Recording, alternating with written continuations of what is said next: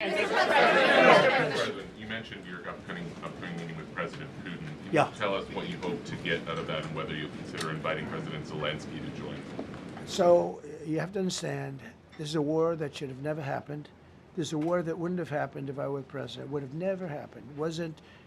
It was the apple of his eye. I got along very well with President Putin. So this is really a feel-out meeting a little bit. And President Putin invited me to get involved. He wants to get involved. I believe he wants to get it over with. Now, I've said that a few times, and I've been disappointed because I'd have like a great call with him, and then missiles would be lobbed into Kiev or some other place, and you'd have 60 people laying on a road dying. The money that's been spent and the death is incredible. It's the worst thing that's happened, by far the worst that's happened since World War II.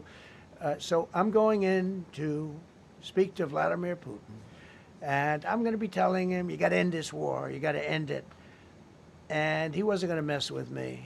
This war would have never happened. You know, we had a discussion about it one time, and we never had that discussion again. Would have never happened. So I'm going to go and see the parameters. Now, I may leave and say, good luck, and that'll be the end. I may say this is not going to be settled. I mean, there are those that believe that Putin wanted all of Ukraine. I happen to be one of them, by the way. I think if it weren't for me, he would not be even talking to anybody else right now. But I'm going to meet with him. We're going to see what the parameters are. I'm then going to call up President Zelensky and the European leaders right after the meeting, yeah. And I'm going to tell them what kind of a deal. I'm not going to make a deal. It's not up to me to make a deal.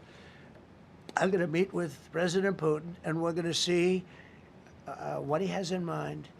And if it's a fair deal, I'll reveal it to the European Union leaders and to the NATO leaders and also to President Zelensky. I think out of respect, I'll call him first.